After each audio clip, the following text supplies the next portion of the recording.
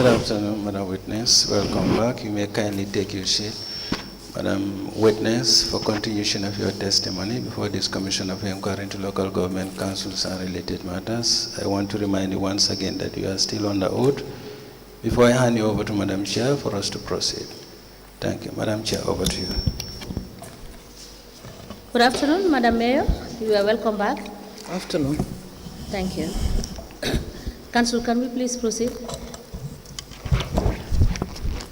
Yes, thank you very much, Honorable Chairperson. You were explaining before we went on break the CEO and the Mayoress, as the case may be. Nena, danga kon di explain bala ñu dem break affaire CEO bi ak Mayor bi. Do you want to proceed before I ask my question? waaw foog naa foofu waxtaan mo nañ ci mooy ne comme wax naa la ma ne la amuñ a threshold. As I said, I think we have discussed that already before we left. As I said, we don't have a threshold. So te foog naa ne tam suñ spending si yëpp mu doon dem in line of loi bi naka la ko waxee. And as I said, all their expenditures was online with the law. No, it was not.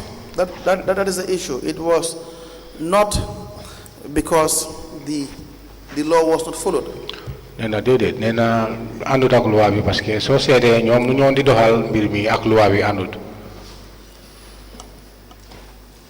Because if they have, if they are spending money unilaterally, dépense bi nga xam ne ñu ngi ko di def without the necessary check and balance, nena te toppuñ wala bàyyi xel check and balance bi. then there is the risk of misappropriation of funds. Nena loolu soo ko seetee loolu dana isi risque wala dina ubbi yoon pour nga gis ne funds yu bëri dinañ manqué wala miss of funds. And mismanagement of funds. te dafa nekk tamit ñàkk a toppatoo xaalis bi wala mismanagement of funds. Do you understand? Nena understand nga. waaw. Yes. That is the reason why there has to be adherence to the regulations. Nena lii moo war a tax regulations yi nit ñi dañu ko war a toppa. Understand? You know Fatou Mbenga? Nena xam nga ku ñëw wax Fatou Mbenga. waaw. Yes. Who is Fatou Mbenga? Nena kooku mooy kan suñu ne Fatou Mbenga. mooy deputy PRO bi. Deputy PRO. And who was the PRO? Nena ku nekkoon kan moo nekkoon PRO. Modou Lamine bi ba. Modou Lamine bi ba.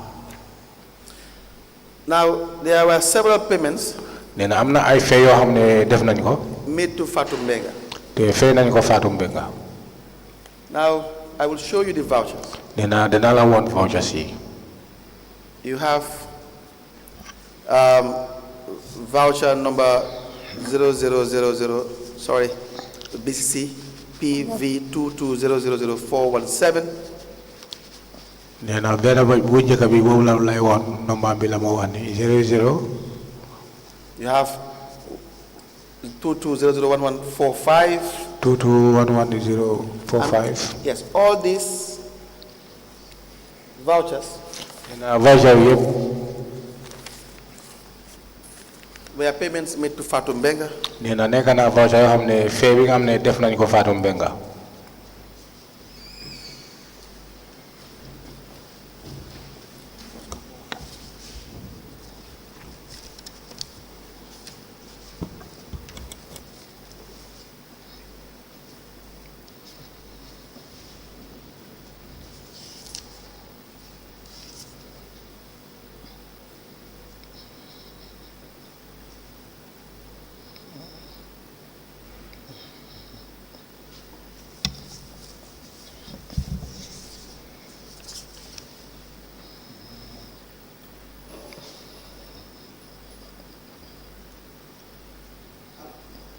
All of those payments nena seetal fee yooyu yëpp made to Fatou Mbenga nga xam ne fee nañ ko Fatou Mbenga. were apparently made in her name. Nena def nañ ko si turam.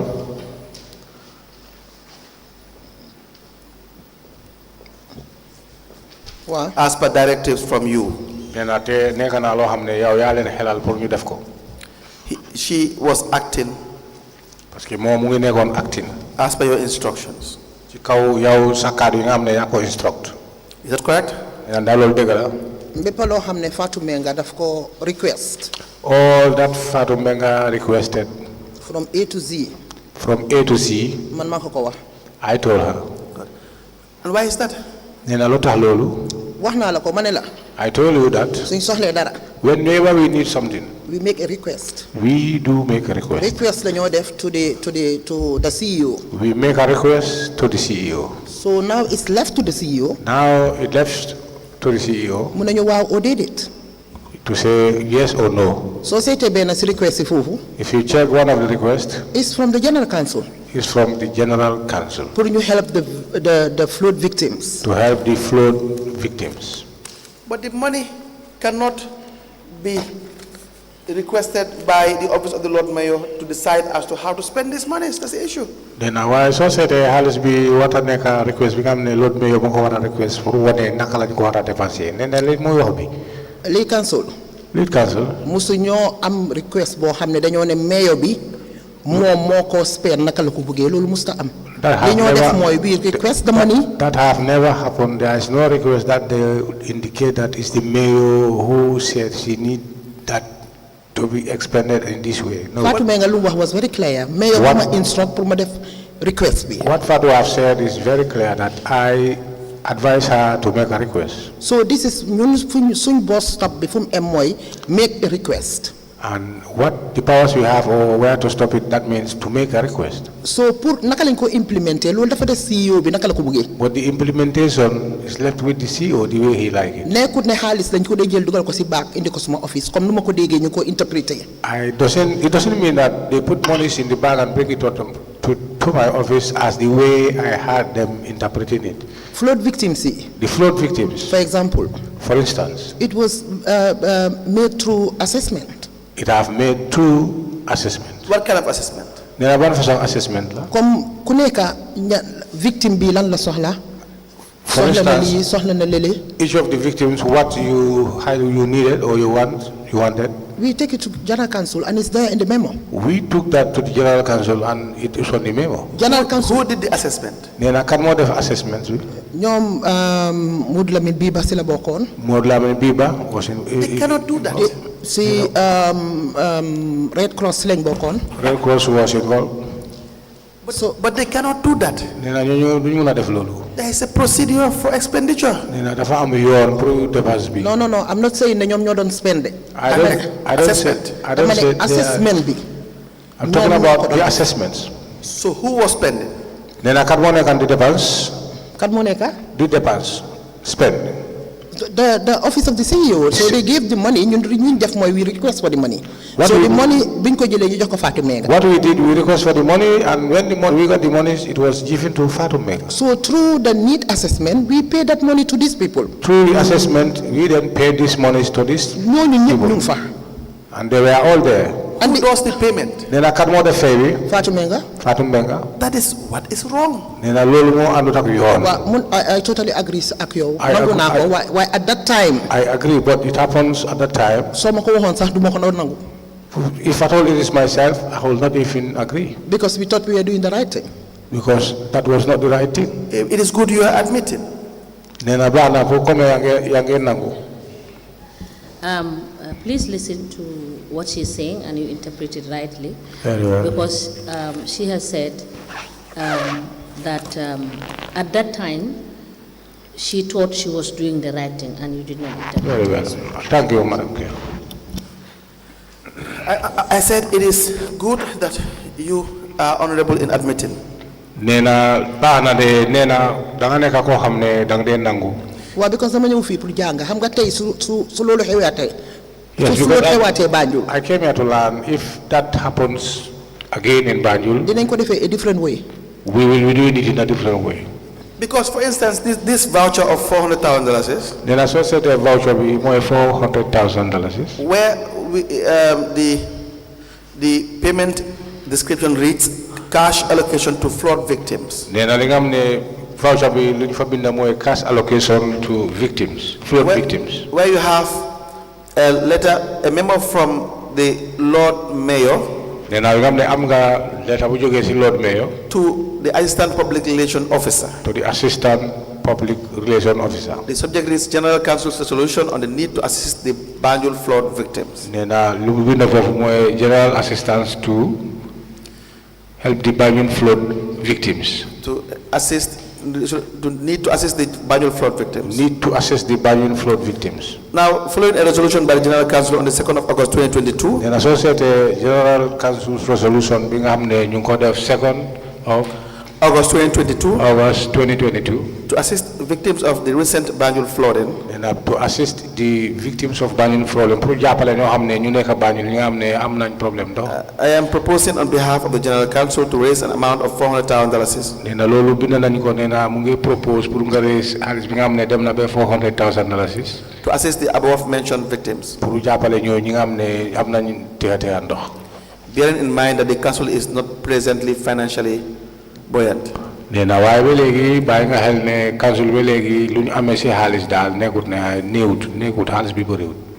Now, the request for Impress for support nee na loolu ñu xam ne bind nañ Impress for support. that request bi was written nee na bind nañu ko by the Assistant Public Relations Officer Fatou Mbenga, waaye Fatou Mbenga mooy addressed to the Chief Executive Officer via the Director of Finance, relationship te daf ko adresse to the CEO the CEO via the Director of Finance. via the Director of Finance. Says I write on behalf of the Mayor nee na bind na ko si kaw si turi Mayor to request for $400,000 di laajte xaalis bu dem ba $400,000 as council support to the flood victim. pour nga gis ne loolu dana nekk jàppale bi nga xam ne council loolu la ñoo jàppale flood victims. Now,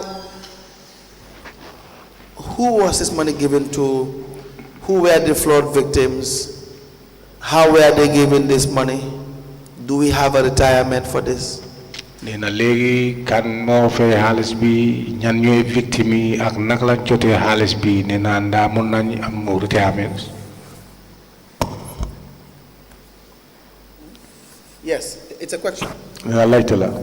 I am so ne Fatou Mbenga dina war a def retirement bi.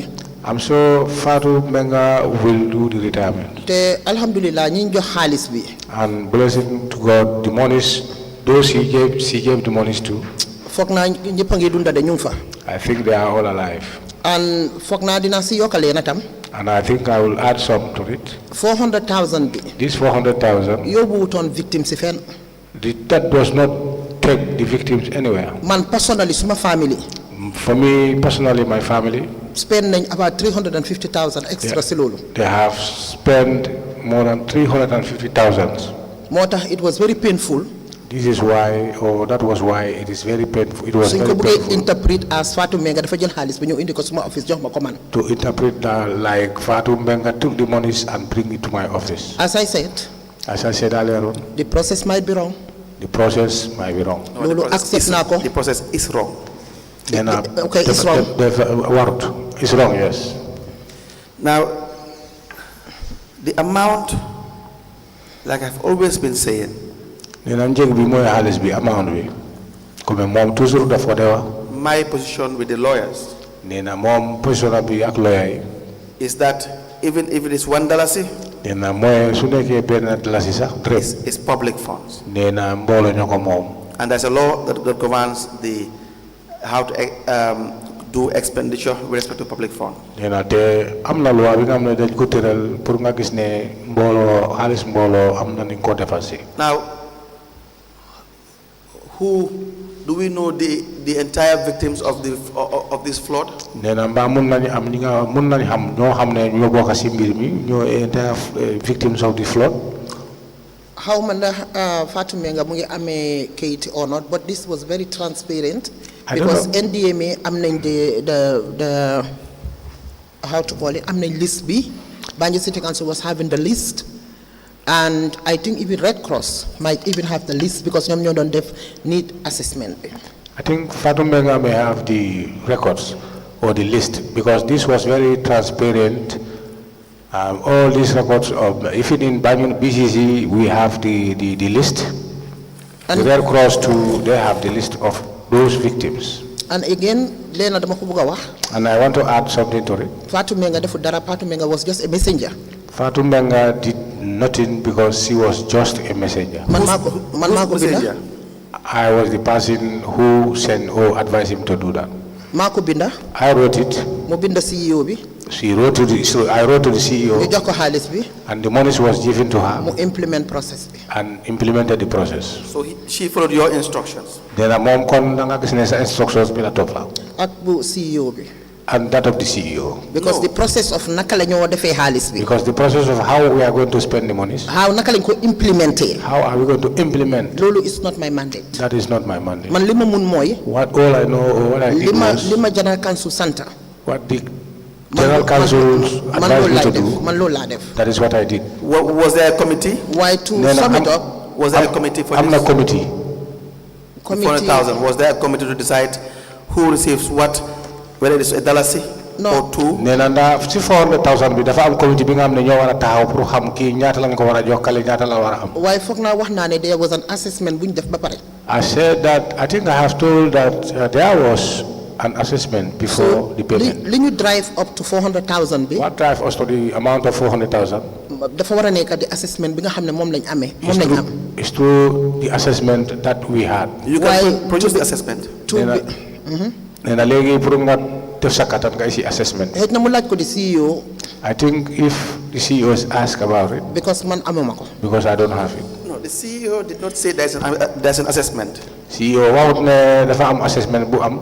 That is why it will be difficult for me to ask the CEO. Ne moo tax moom kon dana na xare pour moom mu laajte CEO. Waaye léegi su ma demee dinaa ko laajte di CEO bi fa nekk because dina fa war a nekk moom. I think if I go back I will ask the CEO presently there. Fatou Mbenga was also paid $30,000 for disbursement of media coverage for the 4th town hall meeting on Saturday 19th of March 2022. Nena Fatou Mbenga tamit joxe nañ ko lu dem ba $30,000 yi nga xam ne loolu pour yóbbu ko si radio bi lu ñëw waa media coverage bi. It was paid to her. Nena fay nañ ko si loxo si moom lañ ko fay. Under the instructions. Nena te loolu yow boobu tamit sa kaddu la. It's also wrong. Nena loolu tamit nekk na loo xam ne warut. Waaye lead council foog naa dag ma dégluwul bu baax li ma la wax de. Council, I think you don't hear me very well as what I have said. Man dama la ko nangul ma ne la. I agree to you that. I totally agree. I totally agree. Ne la process bi was wrong. The process was totally wrong. Bu tey nekkoon dimba. If I told today will be like yesterday. Duñ ko defee noonu. We will not do it like that. And I think that the office of the mayor should be guided. And I think the office of the mayor should be guided. Man li ma mun rek mooy request laa def. All I do request. Lii lañ bugga. We need this. Why it's not for me to say that nii lañ ko war a defee. But it's not for me to decide how it is to be done. Waaye Fatou si suma ron la nekka. But Fatou was under me. Su fekkee ne Fatou dafa defoon mistake sax. If I told Fatou did a mistake, man dama war a honorable pour jël loolu. I need to be honorable to take over that. So lu ma wax commission bi mooy ne. So what I want to inform the commission is that. Loolu xew na. That had happened. Su nekkoon tey. If I told it is today. Neneen lañ ko defee. It will be done this way. Again, I understand. Again, I commend you for your cooperation. Because it is individual cases. Because I have to take it one after the other.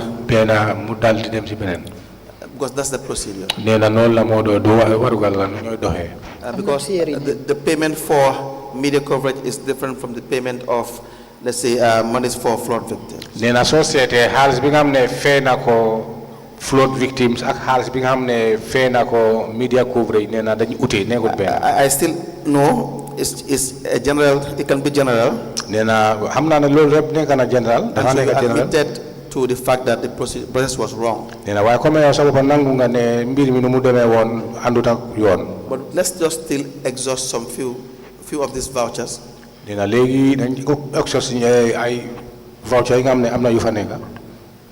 understand that? Now, the media coverage, for instance. If Fatou Mbenga requests for the amount on your behalf, and the payment is made to Tourist Media Consultancy,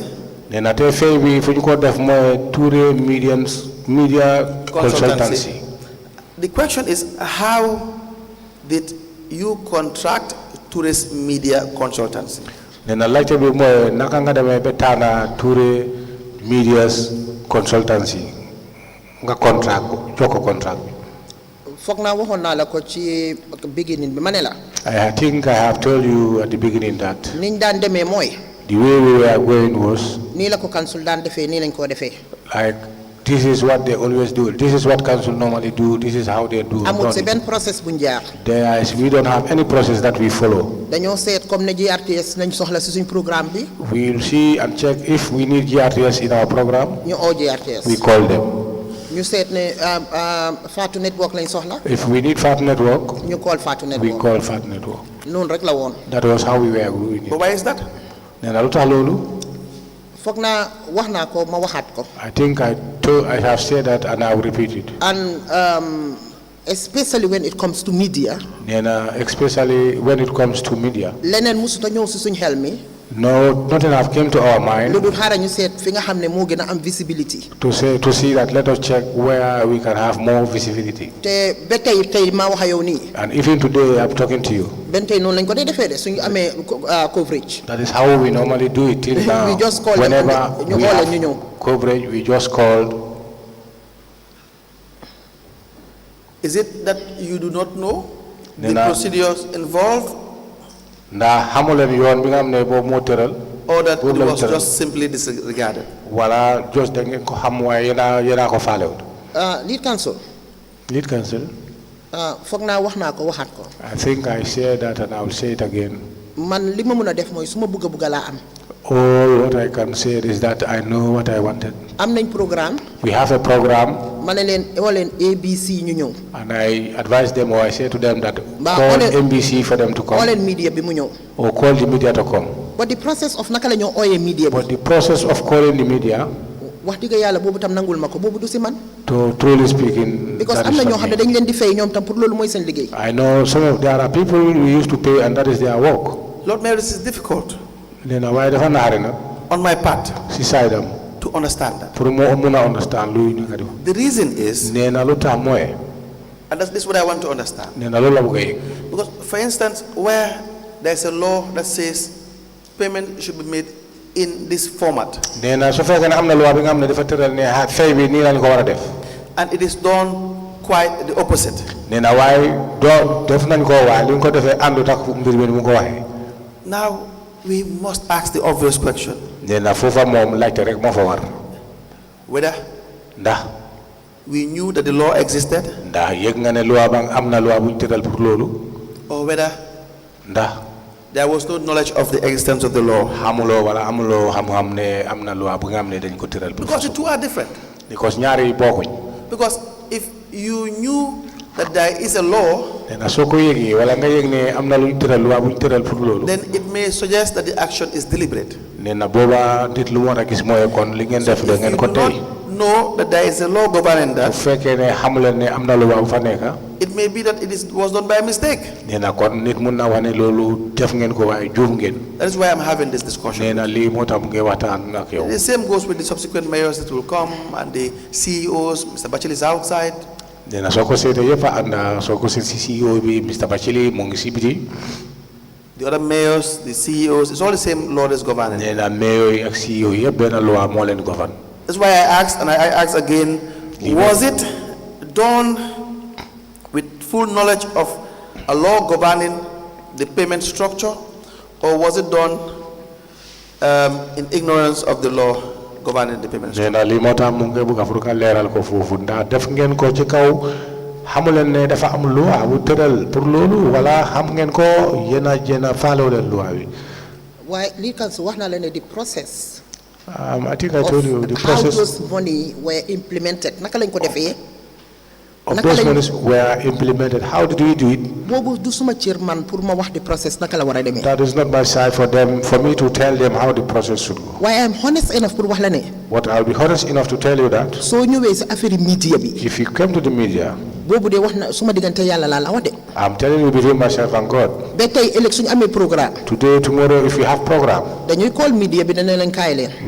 We used to call the media to say come. so boobu process bi nag. That process. boobu xëj na tamit soo ma ko mënee jàngal fii. If at all, I'll be teach from I can promise you election program. That knowledge, I promise you, tomorrow when you have a program, that is the way we'll do it. Because if you write requesting for money, it's different from writing requesting for a service.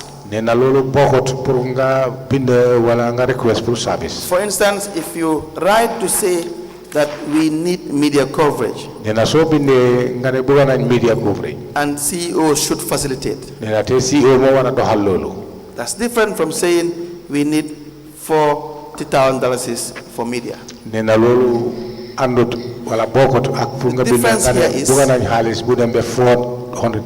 difference here is you are now doing the procurement when there is already a procurement unit. There's a contracts committee.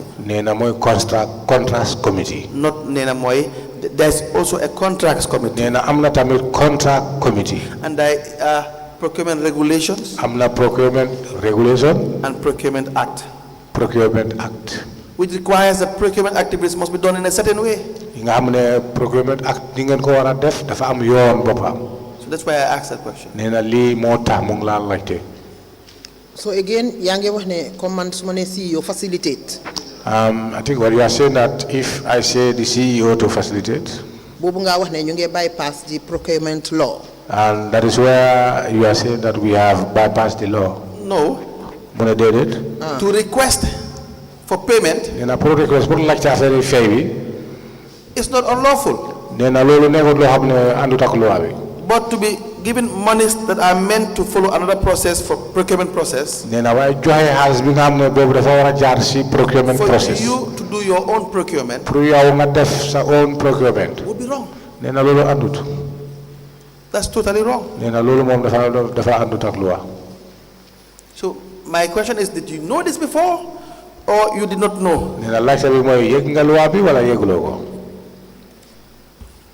Why lead counsel the process is not for me to do.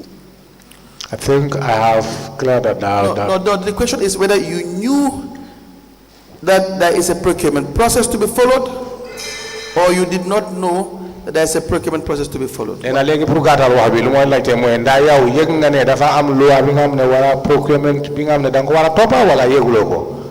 How many procurement follow? For example, like the media, for example. I don't know that we should follow the procurement even for media.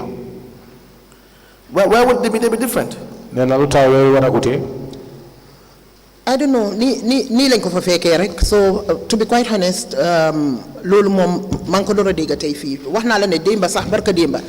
program. We just call the media.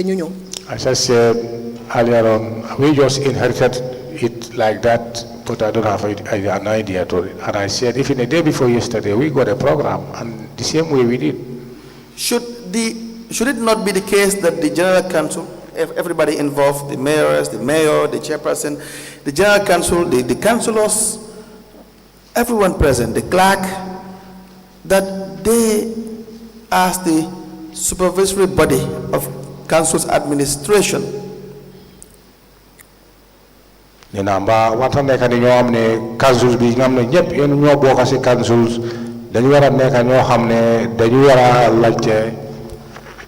that the General Council as the supervisory body of council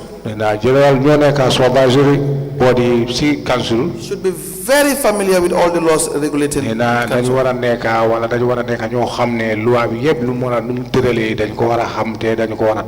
So when the CEO goes left, they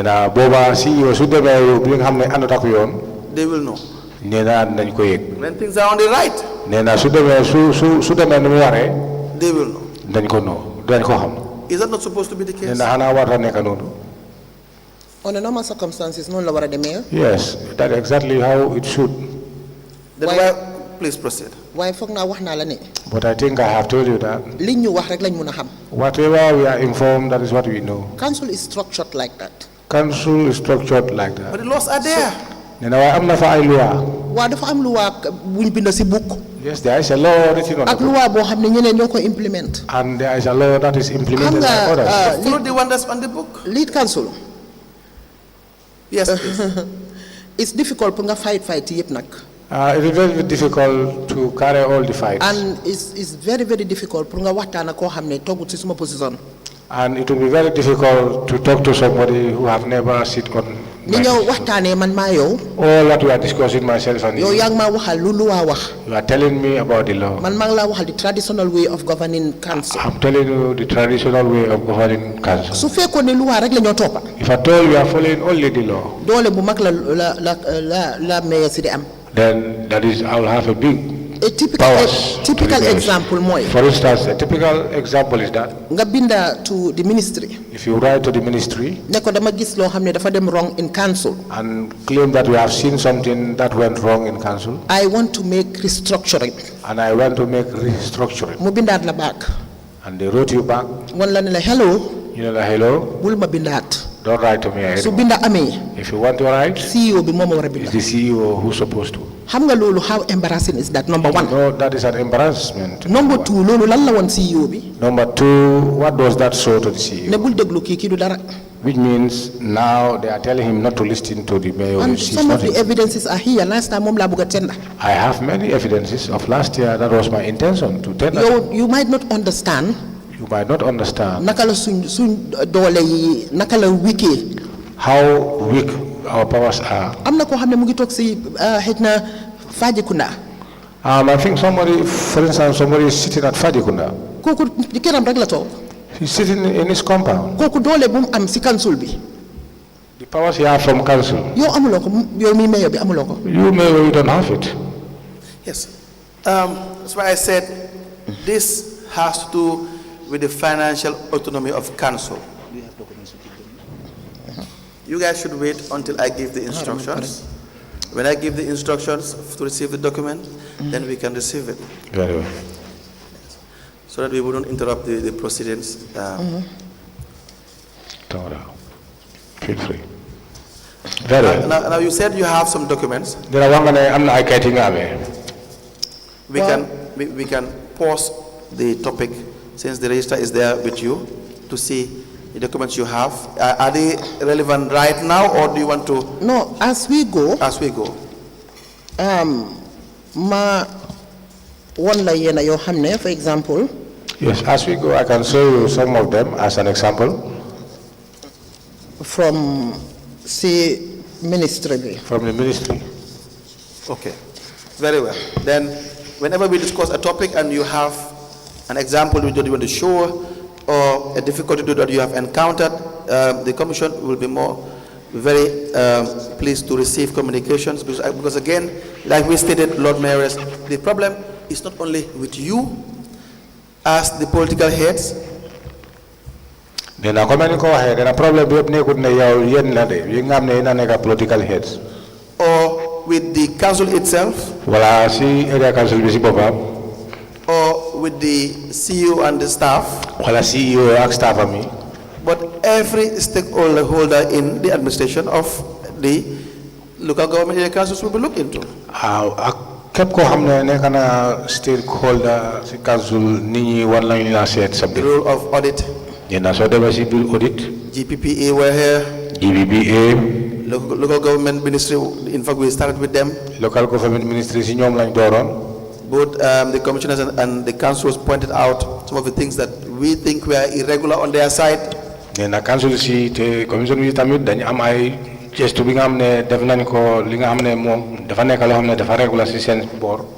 that everybody will have the fair share of the cake. Now back to the issue. This is in relation to your daily expenses. Where ministry doesn't have a say. That's what we are discussing now. The payment of the payments made to, for example, media, for media coverage. Media coverage. Example, these things have nothing to do with Ministry of Communications, correct? Okay. Yes. Exactly. That's what we are discussing now. We will definitely also entertain and discuss your relationship with the ministry and the Local Government Service Commission.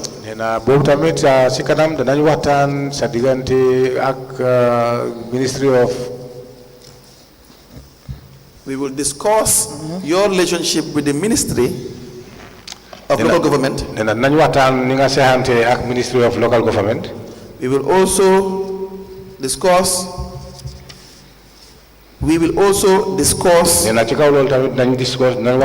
matters in relation to devolution of power as well,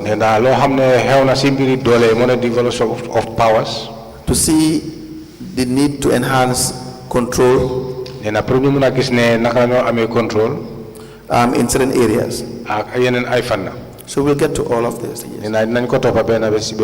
In the event you also think some things of importance, don't hesitate to bring it to the attention of the chairperson. If you are given latitude, you can buttress on those issues. Very well. Now, I'm not. please proceed. I think is relevant. I had a letter of which I think is relevant to the discussion. To the discussions before we go past. Very well. Should I read it? Please let me have it so that we admit it, and then you can seek permission to read it.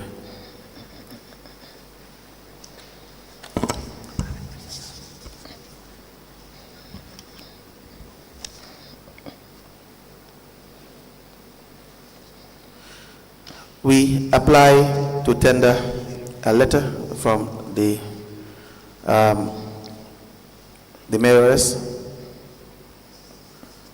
The letter is from the Minister of Lands, Regional Government and Religious Affairs, Quadrangle, Banjul, 10th of August 2020, addressed to the Office of the Lord Mayor, Banjul City Council, Independence Drive, Banjul, with the subject restructuring of council personnel, signed by Mudu Bah for the Permanent Secretary, to be admitted into evidence and marked as an exhibit.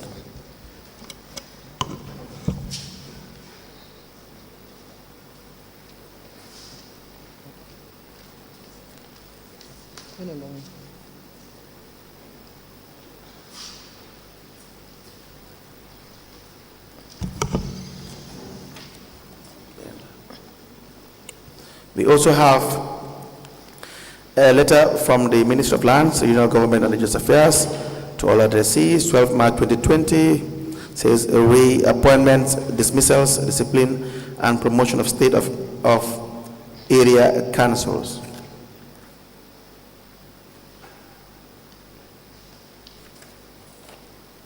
To be admitted together with the other document and marked as exhibit.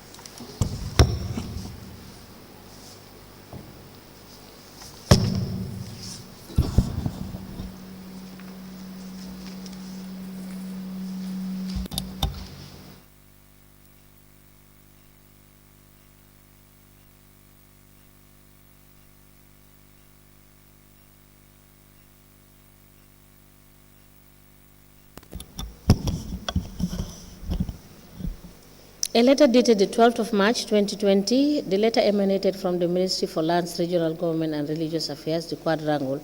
It has reference LM 35/131/01 in brackets 89. It has the subject re-appointments, dismissals, discipline, and promotion of staff of area councils. This letter is signed by Fatou Jiba for Permanent Secretary. It is addressed to all the councils and the directors of finance and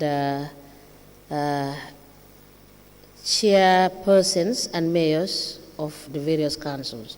And it is further copied to the council, to the chairman of the Local Government Service Commission and chairman of Select Committee of the National Assembly on Lands, IEC, and Ombudsman. The second letter is dated the 10th of August 2020. It also emanated from the Ministry for Lands, Regional Government and Religious Affairs, the Quadrangle, and it has reference LM 35/131/01 in brackets 213. It is addressed to the Office of the Mayor, Banjul City Council, Independence Drive, and it has the subject restructuring of council personnel. It is signed by Mahmoud Ba for Permanent Secretary. These two documents are admitted together as exhibit in evidence, and they are marked as LGC/BCC/RL/002. As the commission places, do you want to talk about it? It's about discipline and dismissal, but then if you want to relate it to this issue, you may. Nena su fekkee am na li nga bëgg a wax si mbiri paper yi dena boobu lu ñu fa woon mooy discipline waaye su fekkee am nga li nga fa war a wax. We will still come back to the issues of matters of employment, discipline, and all that. But if you want to talk about it, discuss this issue, we can go ahead. Nena nañ ñëwaat si affaire yi employment ak discipline nena waaye su fekkee ne am nga li nga ko bëgg a li nga bëgg a wax si moom si kawam nena mun nañ continuer. Yes. So gisee ma indi ko. The reason why I brought it. Because we are talking about administration. Because the administration that we are discussing all about. And this is why I wanted to read the letter. Yes. And this is my reasons why I wanted to read this said letter. And want to underline something there. And there I want to underline something. Where the ministry stated clearly. Where the ministry have stated clearly. Because Society of Human Office of the Mayor, Banjul City Council, Independence Drive, restructuring of council personnel. Council personnel. I acknowledge receipt of your letter dated 27 July 2020 in relation to the above captioned subject. The restructuring of council personnel is purely administrative. Administrative, therefore, on behalf of the Permanent Secretary, I write to inform you that such letters should be written by the CEO for necessary action. I look forward for your usual understanding and cooperation. So if the mayor wrote to the ministry, didn't wax ne A, B, and C. If the mayor wrote to the ministry to say A, B, C. Lead council. Nga ne man may the head of that administration. And you said I am the head of that administration. Nga binda ma lu mel nii. And you wrote something like this to me. Di ma wax ne ma. Telling me that. The letter is just like, this is not your business, mind your business. It's showing me that that this is not your business. You and need then to mind your business. These letters. And these letters are public documents. And these are public documents. Lii dafa jógee ministry. This will come from ministry. Mu dem records. Go to records. Dem si loxo CEO bi. Go to the CEO. Dem si loxo ñeneen. Go to others. Exit to suma office. Come to my office. So the attitude dafa start. And the attitude will start. People will laugh at you. You want to discipline them, they will say, no, we don't have power, don't disturb us. I had that long time until I'm tired. A typical evidence of that money, and this is the typical example. And this was 2020. And this is 2020. They don't stop from there. Very clearly. And they wrote it very clearly. Discipline staff. And indicate to you that you cannot discipline any staff. That is totally mind your business. That is to indicate you need to mind your own business. Another memo. I have another memo here. And this mola wonela. And this will be showing you from outside. Something is happening if at all we don't get it from outside. Like from auditory. Like from auditors? From National Audit, for example. From National Audit? From the Office of the Ombudsman. The Office of the Ombudsman? From Minister of Finance. Minister of Finance? Di nga tok ci office bobu do ko musa xam. You will stay in the office and you will never know that. I wrote a memo to the CEO. I wrote a memo to the CEO. And this has to do with a witness who talk fee. And this has to do with a witness who seated here before. And I want to tender this pour nga xam ndax koku. And I want to tender this so that you can know that affaire am CEO su nekkutoon Office of the Ombudsman. That person with the CEO, if at all it is not the Office of the Ombudsman, du ma si doon xam dara. I will not know anything. Very well. Now we will. So lii laa bëgg a tender bi itam. So this is another document. Because lii mooy wane ne. This will show. su doon letter bu jógutoon sa Office of the Ombudsman ñu indi ko ci man. If at all this letter does not come from the Office of the Ombudsman to me, du ma yëg sax ne bura xarab boobu mu ngi doon dox. I will never know that this thing is going on. Okay. But again, as I said. So nekkee si kanam. If you are a leader, da nga accept lu ñëw. You will accept. Well, I will apply to have this admitted. We will treat this matter under the issues regarding employment and disciplinary powers of both the ministry, the commission, the service commission, and the area council. And I will also respond to your comments before we go back to the issue of the finance.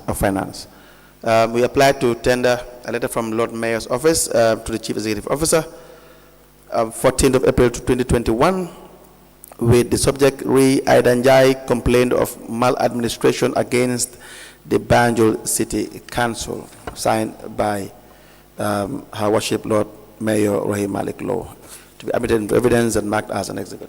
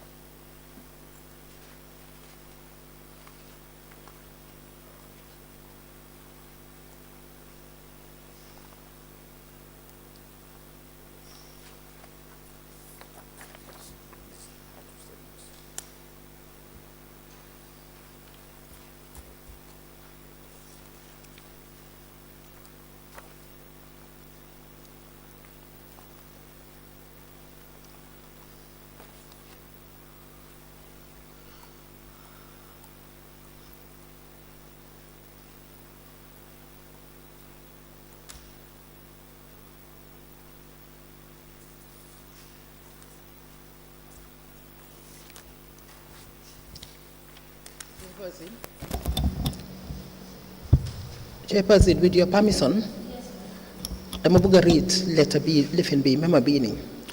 With your permission. Yes, let me admit the letter as an exhibit. Then we will give you.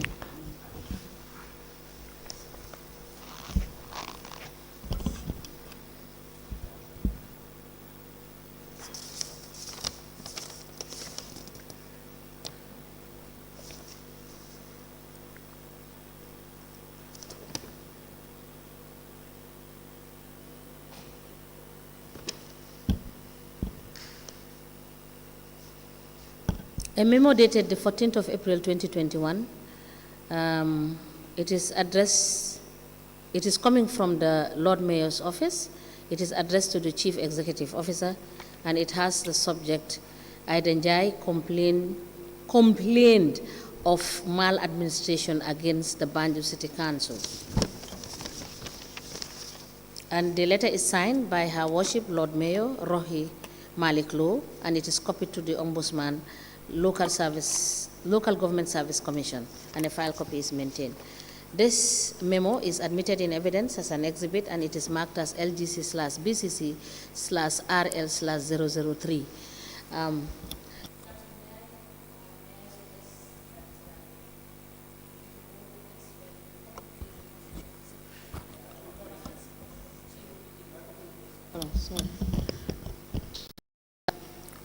May I suggest that you are dealing to tidy up the evidence, to proceed with the finances, and we will return this to her after admitting it, for her to read it out, since he is requesting to read it. But when we are dealing with issues of governance, that is employment, etc., absolutely, then we deal with this issue. Yes, we So agree. we will give you the opportunity to read this. Whilst we tidy up the evidence, because she was dealing with the issues of the finance, we continue that. When we come to issues of discipline and your interactions with the ministry and the problem of having to discipline the staff, we will talk on that extensively, and you will have to deal with all of these issues to give us a proper insight. All right? Thank you very much, Honorable. Thank you very much, Honorable Chairperson. Again,